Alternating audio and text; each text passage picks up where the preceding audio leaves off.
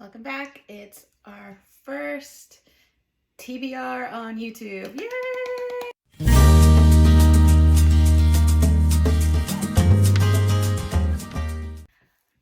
Hey guys, if you already watched my intro video, welcome back. And if you haven't, don't worry, you haven't missed much. But just in case you want to watch it, I will link it down in the video description below. This is pretty much my first ever TBR to be done on this channel. I have done TBRs quite often, I think for about a year now, just to see if I could kind of really challenge myself with how much I could read. But I think for July, it's going to be a little bit of a breath of fresh air. I've been doing back-to-back readathons since February, and I think for July, there's not really any readathons that I'm going to be participating in. So I'm just going to kind of set my own TBR for the month, just books that I've really wanted to read. I've been holding on to books that I didn't get a chance to read in another readathon. They didn't fit the prompt, or I just ran out of time and couldn't get to them. And just kind of play it by ear, see what we can get through, because I know in August, with the magical readathon with Aurelium coming up again, there's going to be a lot more to read. I was kind of crazy and wanted to make 2 characters, so I kind of have to double up on my books at that point. So just going to take it easy this month. But yeah, let's go ahead and let's get started. So for my first book, I'm going to go with one that I actually got for Mother's Day, and that is Belmorte by Bella Higgin. And this one, I'm not so sure. I got kind of confused on it. I originally thought it was like a kind of retelling of Beauty and the Beast. And then I got into it, and basically it talks about like vampires and humans. So I still thought it was like Beauty and the Beast, but with vampires. And then all of a sudden at the very end, she's the girl Bella, basically, or Belmorte, is one of the 5 houses where vampires, like celebrities and humans, are paid to be their living donors.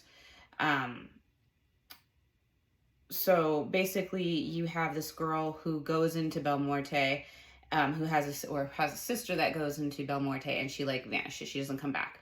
So you have the main character, doesn't say her name yet, so no name. We'll figure that out. And she basically goes there in search of her sister. And what's interesting is she comes across a vampire named Edmond Dantes. And I kind of had a chuckle out of that, because if memory serves, I'm pretty sure Edmond Dantes is the name of the main character in the Count of Monte Cristo. If I'm wrong, please correct me down below, but I'm pretty sure Edmond Dantes is the Count of Monte Cristo. So now I don't know if it's Beauty and the Beast, Count of Monte Cristo, vampires. Either way, I'm in. So this will probably be the first one that I get to, because I've been kind of wanting to read this one. The next one that I wanted to read, I picked up a few months ago, but I've been holding on to it. And when you see the title, you will understand why it is part of this month's TPR, and that is Girls of July by Alex Flynn. I'm not usually one for a sort of contemporary coming of age type of book, but this one just sounded interesting. You have Britta is the bubbly drama queen. She needs to get away, and a peaceful cabin in the woods sounds like a perfect escape. Meredith is the overachiever. She spent her entire life preparing for college, but at what cost? Now she's wondering if that's all there is. Kate is the reluctant socialite. She searches for a reason to begin again after fleeing her small Georgia town and a shameful family secret. And Spider is the quiet intellectual. She's struggling with a pain that has isolated from her peers for much of her life. When these 4 very different women stay together for a month in the mountains, they discover that sometimes getting away from it all is the only way you can bring you back to who you really are. So it just sounded kind of like a different take on, coming of age, girl bonding, the Sisterhood of Traveling Pants, like kind of those kind of warm, friendly vibes. And the fact that it says July, I am always a sucker for a book that says a month's name in it, because I'll always want to try to read it in that month or in that season. So Girls of July, we'll give it a shot. The next book is one that has been on a few TBRs, and that is The Battle Mage by, I think it's Taran Matharu. If I am mispronouncing it, I apologize. But this is the last book in the Summoners series. I call it a series. There's 3 books to Fletcher's story, and this is Fletcher. But there's also a prequel story, and also a kind of companion handbook. And I actually think let me get out of the way here. Yeah. Right there, that would be the prequel, and I have the other series books behind it. And this one was on a TBR, I think in April or May, and I just ran out of time and couldn't finish the series. And I really want to finish the series because it's really good. It's kind of, everybody says it's like a mashup of The Fellowship of the Ring, Harry Potter, and Pokemon. And I didn't understand the Fellowship of the Ring reference until like the second or third book is when that part, I was like, oh, okay, I get it. But there is a school for wizards, and you're usually gifted your magic to the firstborn of one of the elite families, and you're sent off to the school. But what you find out is some of the common people are starting to have this magical power, and you're finding how they're related to the noble families, and kind of just the tension that arises from that. This is also a very war-torn world. There's kind of a war going on with these trolls and orcs, and the trolls and orcs can also use magic. And how you can use it is you go into this ether and you summon or catch a kind of a familiar, and there's an array of different familiars. My favorite is the Canid, which is a wolf type one, because I love wolves, love werewolves, anything with a wolf I'm pretty much in.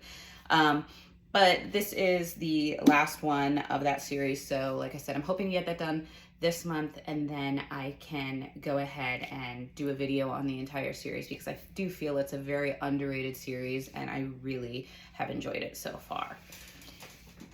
So moving on, we are going to go and get back into a little Scarlet St. Clair for A Touch of Malice. I have been reading this series. This is her Persephone's and Hades retelling, and I've just really kind of loved the fact that these are gods existing in the modern world as owners of nightclubs and gambling casinos, and just kind of that way that they're going. The oracles are like their PR reps, and I just thought that was a very innovative spin on mythology and the retellings. There is some spiciness to it, which is very nice. But it's tame compared to other books. There are a few scenes that can be pretty detailed heavily, but I felt that they really go in with the mood of the books, and it's not too much, it's not overdone, it fits the story and the way that it needs to go forward. So I'm very curious to see how the series ends. I believe this is the last one in the Persephone's and Hades retelling, but I still want to read. I think there's 2 books that are kind of between the first and the second, and then the second book and this one that are from Hades' perspective. So I will be interested in that, because I love Hades in this book. I love him.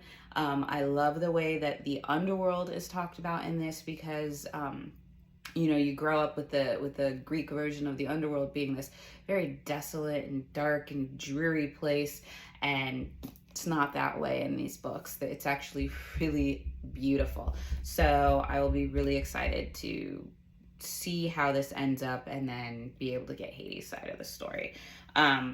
Still keeping with Scarlet St. Clair, once I am kind of finished with that, before I do get the Hades retellings or the Hades side of it, I am going to move on to her other series, which is King of Battle and Blood. This one I've seen a lot over on BookTube, and it's kind of, there's a few people that said they didn't like it. A lot of people have said they did like it, considering I've been loving the Hades and the Persephone retellings and the Touch of Darkness and the Touch of Malice. I have a feeling I'm going to like this one. This one is Isolde de Lara considers her wedding day to be her death day. To end a years-long war and protect the people of her kingdom, she's to marry the vampire king, Adrian Alexander Vasiliev, and kill him. But her assassination attempt is thwarted, and Adrian warns that if Isolde tries to kill him again, he will raise her as the undead. Faced with the possibility of becoming the thing she hates most, Isolde seeks other ways to defy him and survive the violence and political machinations of Adrian's brutal vampire court. Except it isn't the court she ends up fearing the most, it's Adrian and her intense attraction to him. Wrapped in mystery and a past he refuses to discuss, Adrian nevertheless starts to become less of a monster to Isolde. Despite their undeniable chemistry, Isolde can't help but wonder why the king, fierce, complicated, ambitious, and at times inexplicably tender, chose her as consort, and the answer will shatter her world. So, yeah, I'm in. Yep, I'm in. So those will be that for that one. The next one has also been on my list for a while. I got this, I want to say, I think like 6 months ago, and it's just been sitting there. It hasn't been able to get into a TBR, and when it has, it's one of those that I just didn't make it to.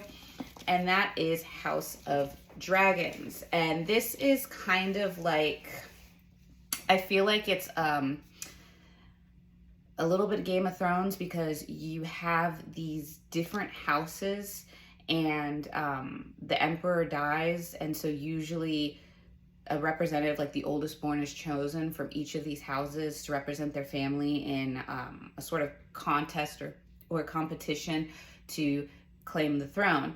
But this year it goes a little differently, and they choose people that are considered the outcasts from these families. So you have the liar, which is Amelia, and she must hide her terrifying powers or be put to death.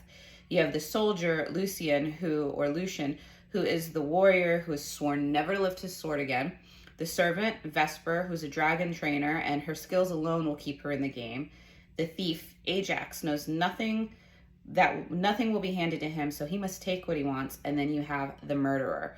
Hyperia was born to rule. Nothing and no one will keep her from the throne. So you have different households, the outcasts from these households. They got to duke it out. Who's going to win? This is the first book in I think it's a duology. So I have just been very interested. It's going to be told from multiple POVs. So very interested. And after that, I'm going to kind of see where it comes down to. I thought about maybe picking up through Libby the rest of the Throne of Glass. I read the prequel novellas books and the Throne of Glass last month. But if I don't, it's going to be seeing how I feel. Because if I don't, the other ones that have been on my list have been getting into not only the Sarah J. Maas world, but the Cassandra Clare world, and starting with the Clockwork series. I'm going to drop them all. These, from what I've been told, are the prequel books to the City of Bones. I saw the City of Bones movie when it came out years ago, and then I saw, I think the first season of the Shadowhunters TV series, and I liked it, although I hear that the show doesn't do credit to the books, which obviously happens in many, many cases. But I am looking to do these. My mother-in-law actually brought them over. God, it feels like a year ago. They've been sitting up over here, and I just haven't got to them yet. So I will be interested to see these. And for those of you who don't know, it's basically when Tessa Gray crosses the ocean to find her brother, Her destination is England. The time is the reign of Queen Victoria, and something terrifying is waiting for her in London's downworld, where vampires, warlocks, and other supernatural folk stalk the gaslit streets. Only the Shadowhunters, warriors dedicated to ridding the world of demons, keep order amidst the chaos. Kidnapped by the mysterious Dark Sisters, who are members of the secret organization called the Pandemonium Club, Tessa soon learns that she herself is a downworlder with a rare ability, the power to transform at will into another person. And what's more, the Magister, the shadowy figure who runs the club, will stop at nothing to claim Tessa's power for his own. Friendless and hunted, Tessa takes refuge with the Shadowhunters of the London Institute, who swear to find her brother if she will use her power to help them. She soon finds herself fascinated by and torn between two best friends. James, whose fragile beauty hides a deadly secret, and Blue-Eyed Will, whose caustic wit and volatile moods keep everyone in his life at arm's length. Everyone, that is, but Tessa. As their search draws them deep into the heart of an arcane plot that threatens to destroy the Shadowhunters, Tessa realizes that she may need to choose between saving her brother and helping her new friends save the world. And that love might be the most dangerous magic of all. So, I'm trying to figure out. I'm assuming these might be the two love interests. I feel a fact that I might have to... this might be one of the series where you gotta be one team or the other. So I guess we'll have to stay tuned and see which team I choose. Whose team? I don't know. If you guys have read these ones and you're, team, what is it? Team James or Team Will, let me know in the comments below which guy should I be rooting for. So that's basically it. I mean, if I read all of these, get through them, I might throw some manga in there, just some quick, easy reads, and go from that. But I think, I don't know, let's see. These are probably going to be upside down for you here. We'll switch them over this way. Get this all going so we can kind of see, I don't know. Do you think this might block my face when we're done with this? I think these are all out of order. I only have like 2 paperbacks, but yeah. So, let's see, Chin holds it up. So, yeah, I mean, I've been getting through about 8 to 10 books a month, so this, could be doable, and we'll see how it goes. Like I said, if you've read any of these, let me know your thoughts in the comments below. Is there one that I should read before I read any others? Are there some other books that you've had by these authors that you've loved? Put everything in the comments below. Let me know. I will add them to the list. I am always looking for another good read. Once again, thanks for joining me, and I hope to see you in the next one. See ya.